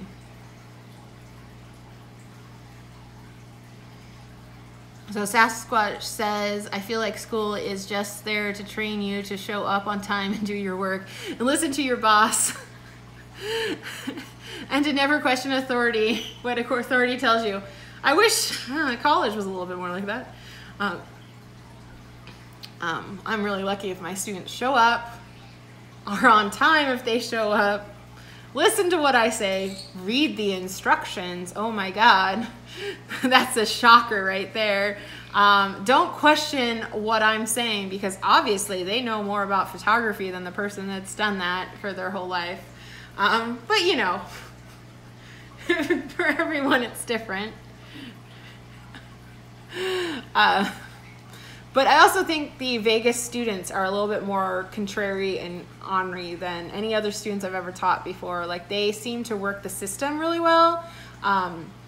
They tend to be like more into tattling, like not tattling on teachers, but like complaining to the authority figures to get the teachers in trouble, like if they don't like how something's going. Very weird student base here. And I don't think it's the school, I think it's the students in Las Vegas. If I'd grown up in Las Vegas, I would be like, I want to apply myself to school so I can get the hell out of here.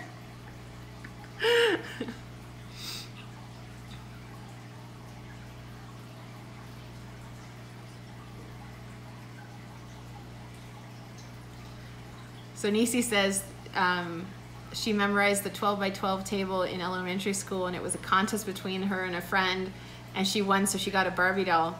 See, reward system works. Yeah, privileged kids are the worst. Ugh. And like, they're like, oh, well, I'm just taking out loans for this, or the government's paying for it, so like, why do I care what I'm doing? Or I had a student complain on me because I wouldn't accept her work 3 weeks late. School policy is not to accept it past a week late. Like, that's the school policy, but somehow I got in trouble because I wasn't accommodating to a student. But I was holding up school policy. It's just... Anyway, that's why I want to do stuff with my fish, because my fish don't talk back. Even my birdie talks back, but he's okay, because he's sweet about it. But, you know,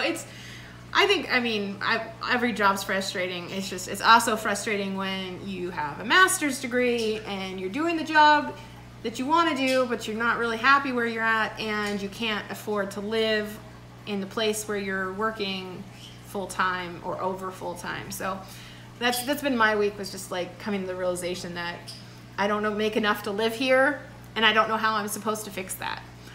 Because I work 60 hours a week, it's not like I can go get another job.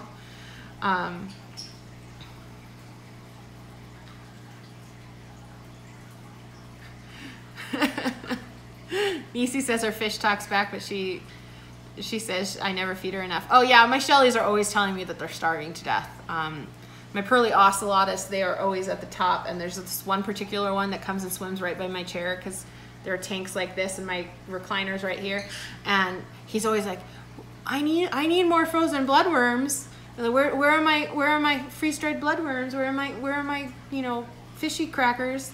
But I also know that I fed them, so they're liars. My cat also does the same thing, but generally I don't believe her because I'm pretty good at remembering to feed her.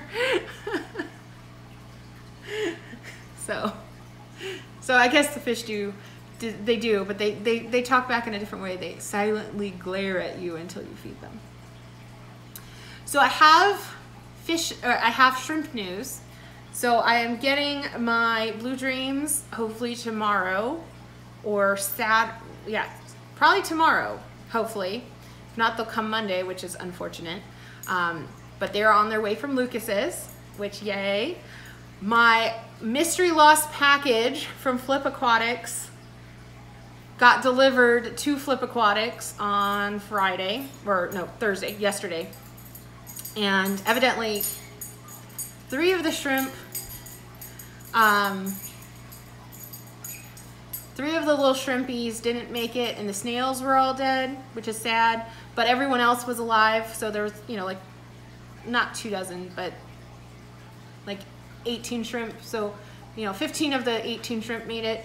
And he's gonna resend that out on Monday, which is a little tight because that means it'll probably come Wednesday, which I work till 10 that night, and then I leave the next day to my parents for Thanksgiving. But they'll at least get to go in their new tanks and get a meal, and then hopefully they'll be okay when I come back on Sunday. But the shrimp are coming, so yay! I was like, that package was lost in the mail for like 2 weeks. And it finally was like, oh, scheduled for delivery, and it was like out for delivery, and then it's like delivered to, Ohio or wherever Flip is, and I'm like, okay. And then it was funny because evidently they have some sort of auto send system, so when it pings that it was delivered, it automatically sends you an email to review the shipment. And I was like, I wasn't the one that got it.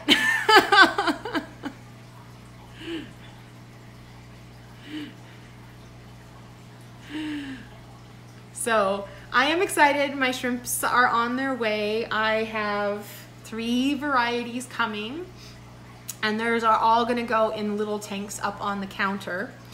And once hopefully they get established enough, I can start pulling them and putting them in the 75, which I'm excited for.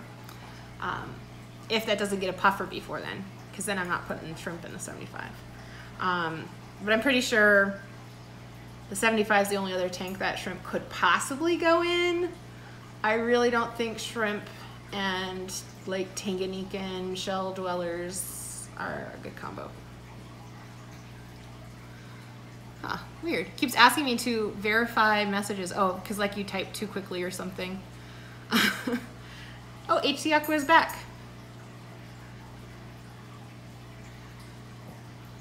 Do you think the shell dwellers will support shrimp, or will the shell dwellers eat the shrimp?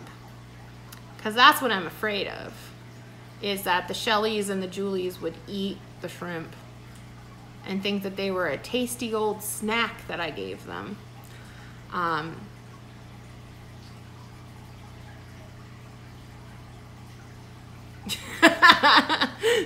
Yeah, okay.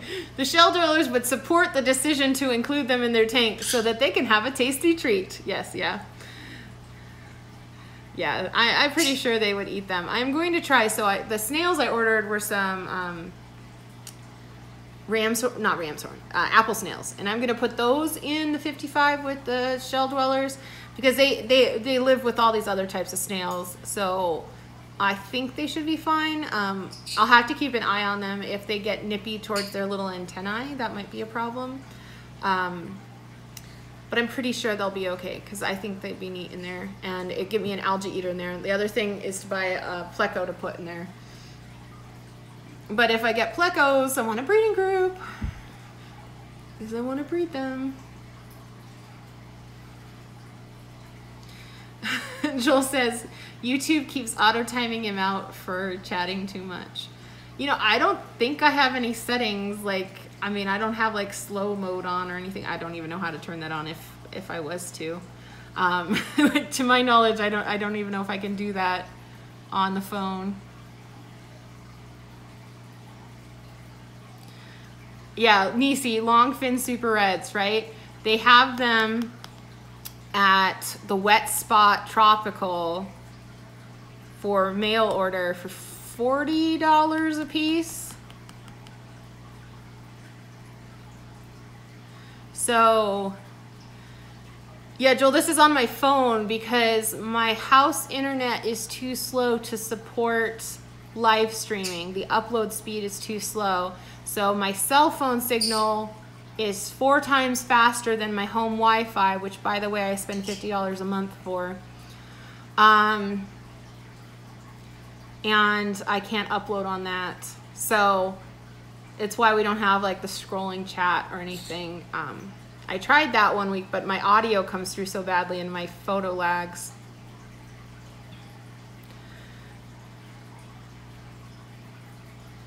Yeah, plecos will have to wait a while for me too, Nisi.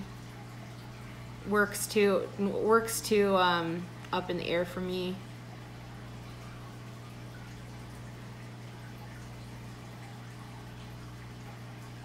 Yeah, I don't know what Alaska to from the Wet Spot would be, because I think my quote was about 35. When I lived in Washington, they'd send it regular because it would come the next day anyway, so I'd get really cheap shipping. I miss that, although half the time I would just drive there and make it a weekend and go shopping and bring fish home. I miss being 3 to 6 hours from that store. That's why I wanted a job in Portland, so I could live there, spend all my money on fish at the Wet Spot. There is I found a few people that breed longfin reds, because I'd love to get them from a breeder, but like they'd have a list and then like it goes really fast. Like they only have like a set of 6 juveniles. Like they don't have a ton. And sometimes they're listed on Aquavid, but then again, you don't know who you're getting them from. Like at least a breeder that has a web page, like, you know, like Lucas has a web page, he has a YouTube channel. I can kind of, I know him even though I've never met him in person. Where like random Fish Freak 13457 on Aquabid, I don't know who that is. I don't know what I'm getting, so it's always a gamble. They could call them super red longfins and you actually get albino longfins, and because they're hoping that you don't really know the difference, you know, that sort of thing. So it's just always a risk. Where the wet spot, at least I know they know what fish they have. And of course, if I was to order from the wet spot, I'm like, well, then I want this too, and I need this for my lake Tanganyikan tank, and oh, by the way, I could use some of these, and next thing I know, I've spent $700 and I need 3 more tanks to set up for quarantine. So it's a real struggle. So it's gonna probably wait, but I want to do some stuff. The 75, I want to add, I want to enlarge my school. I have like 6 SB Rasboras, and I want to enlarge that to about 30 more. And then I want some sort of centerpiece fish, whether it's Congo puffer or Grommy. I don't really want an angel. I don't think they can angels can be mean and they can eat all the tetras.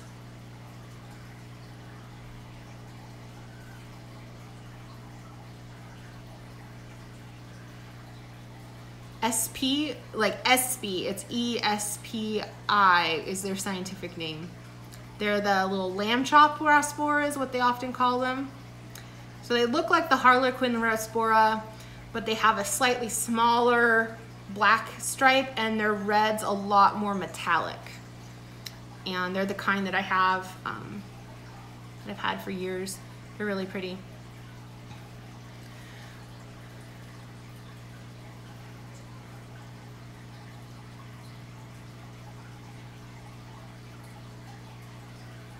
Oh, I think it just means species.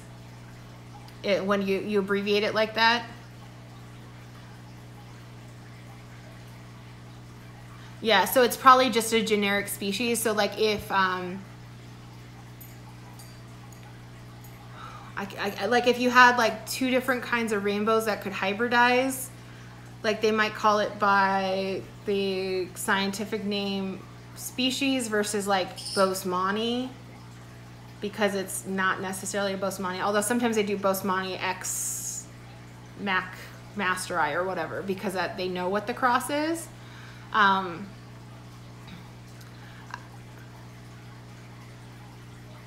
see a hi Susan. Is Susan in the chat? Oh, hi Susan. Yeah, we're just rambling at this point. We're no longer talking about aquascaping. Yeah, and I mean, it's kind of funny, Joel, that you bring that up, because it's like, you know, there's like 2 camps of like, we shouldn't cross, we shouldn't hybridize, we shouldn't, you know, do these morphs, if you will. So like the bristlenose plecos, those are color morphs. They're selectively line bred to create certain variations. And I mean, I don't think anyone's selling a long fin super red albino bristlenose bristlenose pleco as a wild caught fish, you know. It's really, it's a morph. It's just like, so it kind of got brought up in one of the live streams yesterday about the black cory. It is a color morph that can be found in a certain region, but it is in the same family group and the same type as where we get the albino and the standard bronze cory. It's like the anise or something. I can't pronounce the Latin part of that. But if you just like Google search albino cory and you find the scientific name, it's the same thing as the standard bronze cory or the black cory, although the black cory sometimes has a collection site in quotation marks behind it. So my bronzes, here I just combined both of my topics that I was thinking of. My bronzes happen to throw blacks, and I have a albino that sometimes breeds with them, because I have like one albino female and she'll breed with those other ones, but I don't get albino fry from that. I haven't anyway, which leads me to believe my bronzes don't carry an albino gene. Since they're carrying the black gene, you know, they probably don't have both of those recessives. That said, I'm getting a pretty decent percentage, like not a ton, but like probably at least a 10% maybe, black fry, which is really cool because I think the blacks are really pretty. They're just really dark bronzes, basically. They have black fins. Right, so they both need albino. So it's in theory, like since I have an albino female, if the albino female breeds with the black male, then those fry, which are going to be a variation of bronze, could produce, because they both have a recessive for both of those, could produce blacks, bronzes, or albinos in the next generations. But because I don't have albinos breeding with albinos, I'm not getting albino fry. But I don't mind whatever they come out with. They're cute and they're adorable, and Cory fry are amazing. So I do like the little black ones though, because they just have such a rich body color, and their fins are black, which just makes them a little bit more striking. My male that's black, he's on white substrate though, so he doesn't show his color as much as some of the fries do that I have on black substrate, because they really darken down based on the substrate as well. So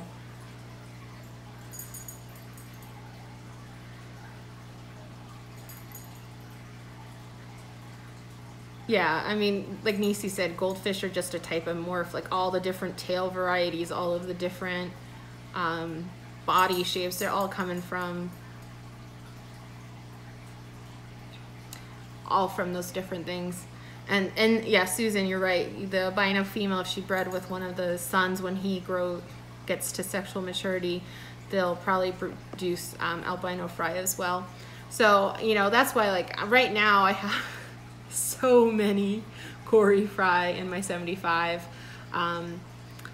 And I mean, I'm probably just for now slacking off because of the holiday months and stuff, slacking off on collecting and raising up the batches as actively. Like, I'm putting them in the net, and if they hatch out and get to a certain size, I'll put them back in the tank just to help improve the percentage rate.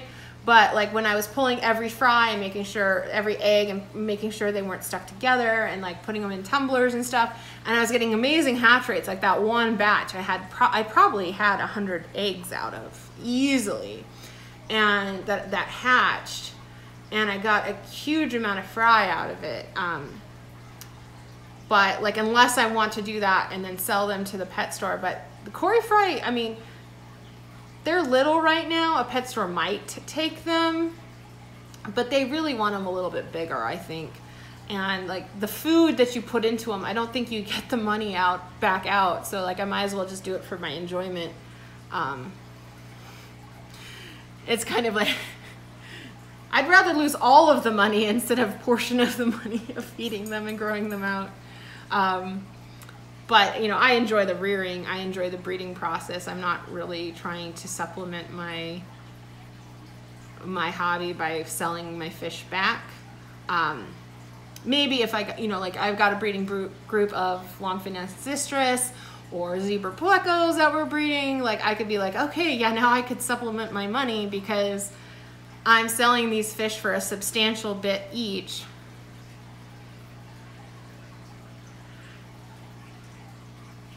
Yeah, Nisi's right. I don't think you ever get your money back unless after rearing without being bigger than a hobbyist.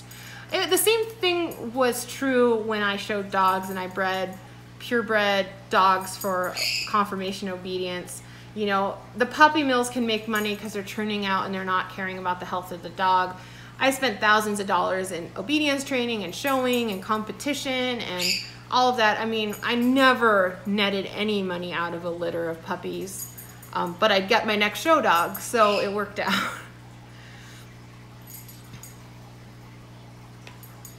Yeah, Susan, we get emotionally attached to our fish. Yeah, it's really, if you're breeding anything and you're doing it for the right reasons, for the betterment of the breed or the betterment of the line, or like if you have a cares fish to keep this fish in the hobby and help share it, you're never going to really make money off of it. Now, I mean, there's obviously fish out there that can get you maybe a better return, but at the same time, they tend to be very expensive to get in the start. And so unless someone gifted you a breeding set of like zebra plecos, and then you started having fry all the time and could sell them. Like it's still like to maintain their water quality and their breed, and then they grow out pretty slow. Same thing with rainbows. Like they have a decent sell price, but like I have those fry, and literally I think they're from last February, and they're just an inch. They're not big enough to go to the store yet. They're way too small. Nobody would buy them off, you know, take them for, you know, they take them, but they wouldn't give me money for them. They're just way too slow growing. Hit that like button. I could like my own stream. Add a like to it. Yeah, I don't really ever expect me to make money off of this channel. I'm like fully against putting ads on anything. Not that I qualify to put ads on anything, but I just think it's fun because I enjoy participating in chats, and so it's fun to like lead one and get to respond back to you guys and get to know you all better. But I should probably actually do something with my Friday. I need to do water changes on all the fish tanks. They're, as you can probably hear, pretty loud because they need water changes.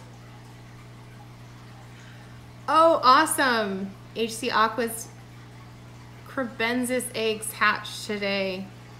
So that was a type of fish I was trying to get into, well, a related species. I kept buying pairs of Apistos, and then I would lose one. So I bought a pair of Apistos, and I only had a male, and I got another pair because they'll only sell them in pairs. And then somehow the 2 males passed away, and now I only have a female. Yeah, it's water change Fridays over here too. I just didn't get up before the live stream to do it. I was prepping the tanks with tape instead. So we could have our little lesson. So if you want to hear that, you can watch the first 30 minutes or so of the live stream. Yeah, you were lucky if you got a pair on your first try.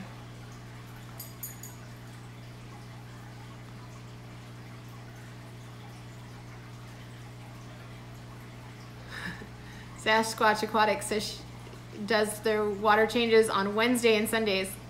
Secret, I only do mine every other week. Rather keep the stock low so I don't have to do them as often. The little tanks I top up midweek because they have a lot more evaporation. My 55 actually evaporates the fastest, which I'm not sure why. I can only think it's because there's 2 hang on the backs.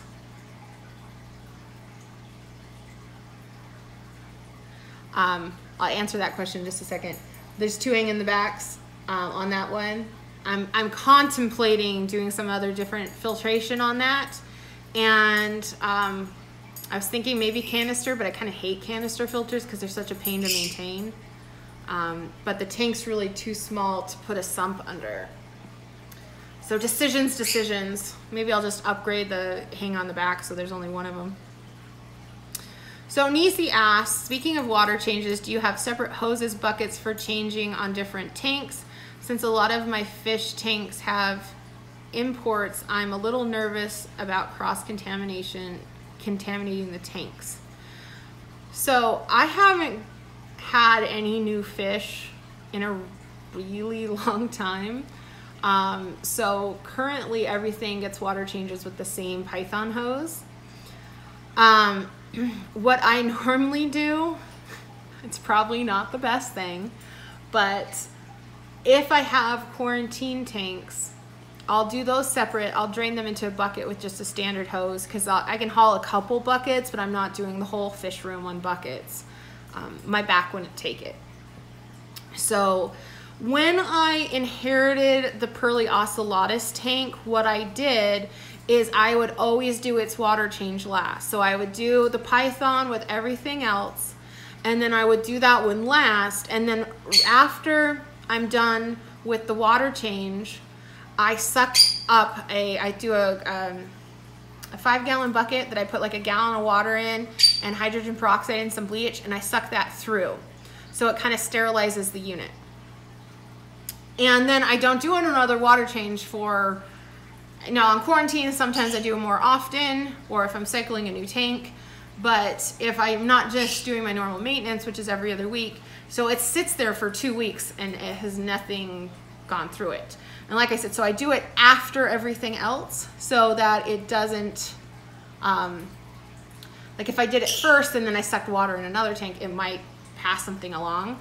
But yeah, if I was to quarantine something right now, I would just do that like a 20 gallon, you know, it's gonna need like a 5-gallon bucket water change. So I have tons of 5-gallon buckets. I just fill 2 up half full and then I dump them in the yard and just do the water. And then I'd refill probably with the Python, just not putting it in the water. So the shrimp are the newest things that I'm bringing in.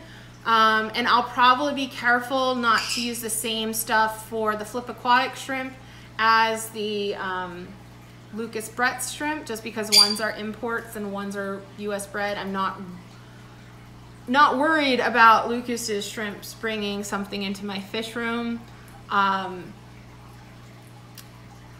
To be honest, I don't think there's really anything that shrimp can bring in that could get contagious to the fish and everything else.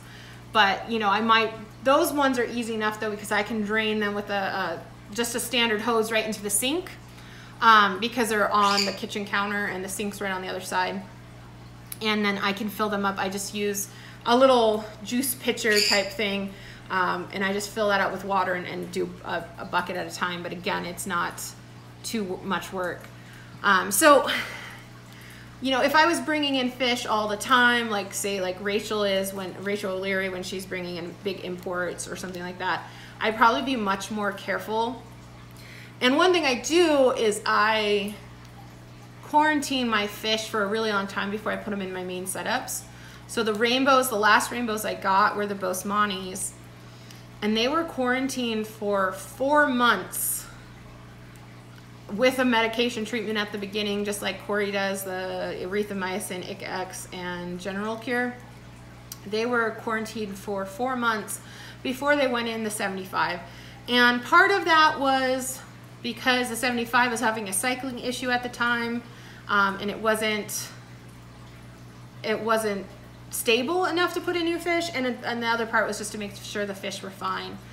So it was I usually wait a full month plus after if there's any losses. So like if there's a fish loss for any reason, then I reset the clock to another month. You know, with saltwater, I didn't have a quarantine system, but there's a lot of really good fish dips out there for saltwaters that you could easily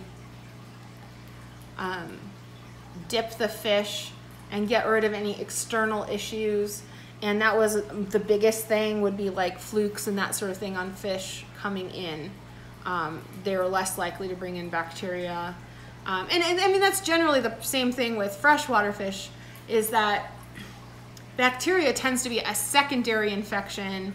Ick is a secondary infection to them having a weakened immune system from external or internal worms. So if you can dip for the external and you can feed or treat for the internal, that really helps things out.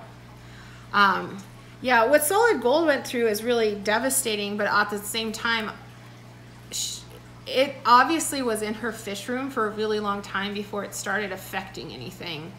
It wasn't like she brought in a new fish, plunked it in a tank, and then all of a sudden all of her fish have this unknown pathogen that's killing them off.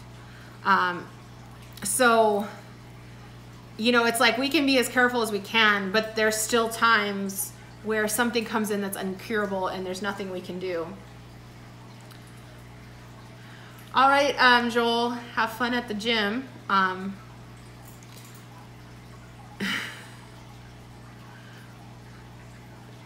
I'll see you later. I'd rather go on another hike than go to the gym. I'd rather be dusty and dirty and sweaty outside. But yeah, I mean, generally I quarantine anything new, and then I try to really buy from people that I trust. So Wet Spot Aquatics quarantines all their fish. They won't send out fish that are sick. They won't sell fish that are sick. They do I don't know if they do a medical treatment, but a lot of their fish they either bring in and hold for a while before they sell them, or they, you know, but they're really quality sellers. It's why we all wish Corey would sell online, but we understand why he doesn't, even more so after last night's stream. But because we know he has good practices. It's why I'm willing to support Flip, even though they're import shrimp, and because he has good practices. And I mean, the fact is he's replacing everything that was lost in the mail and reshipping to me for free, you know, off my dime to send me the fish or the shrimp and the snails again. So, you know, he's lost money. But, you know, I think it's really important to support people that you know are quality, and instead of like trying to buy the best deal, like, yeah, you can get, and not that the fish from Seagrass Farms aren't good, but by the time they went into Petco's quarantine system, you know, it's likely that they've picked up stuff. They've gone through a lot of stress. So maybe they're selling their tetras that week for $1 a piece, 10 for 10, but they're incredibly stressed out.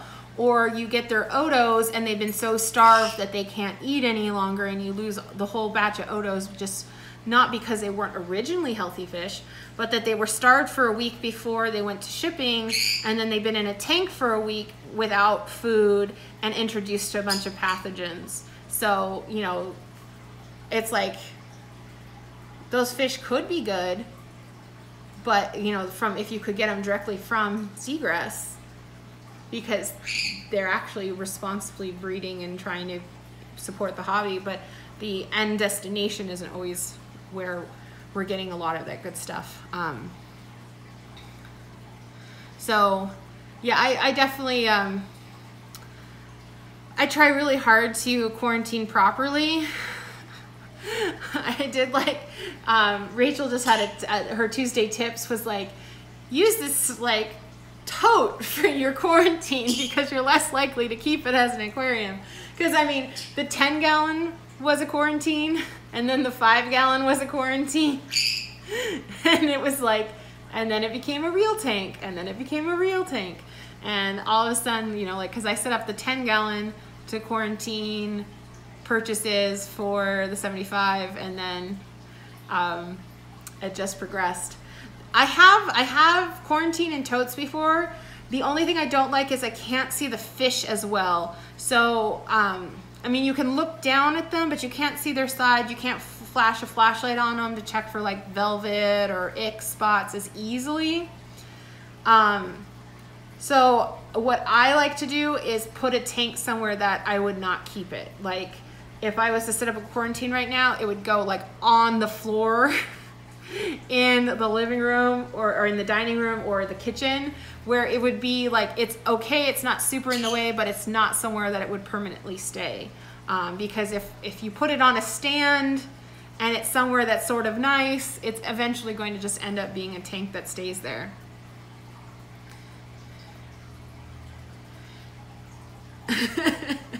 Megan says the problem she would have with quarantine totes is they would turn into actual totes. Well, I bought a big quarantine tote for when I got my Siamese algae eaters, and I quarantined them in totes, and I've quarantined in 5-gallon buckets before. And that storage tote is now full of fish stuff, so it worked out. I also have like a billion storage totes full of yarn, so, you know, it all works out. They at least go to useful uses. But yeah. Of course, then I'm half tempted to put a fish tank in my bedroom because I miss the sound of water when I'm sleeping. So many options. All right, guys. Well, I'm going to get going because I'm about to lose my voice, although I'm should be better at talking for 4 hours straight. But we're going off just past 2 hours here. Nisi says she turns food storage bins into quarantine tanks. Definitely won't be a tank. Yeah. But you know, these totes, they work great for hatching fry out, you know, because they can live in there with an air stone or a little air stone shoved in a piece of polyfill, and it makes a little sponge filter. And they're good for a while. I know Sergeant Tank uses those for his eggs that he collects out of his rainbow tanks to hatch. So you're welcome, Nisi, for having me talk in your ear while you're getting stuff down. But unfortunately now I need to get stuff down. I need to get my water changes, get some lunch, maybe take a nap. Seems like a good agenda for a Friday. I also need to go to the grocery store. I'm out of food. So thanks for sticking it out, and I hope you guys can implement some of those scaping tips, and I hope you share some results with me, and I'll see you all next week. And I should have a little Cory update coming out in a day or today or tomorrow for my normal weekly video. All right, guys. Well, it's been great, and I'll see you all next week. Bye.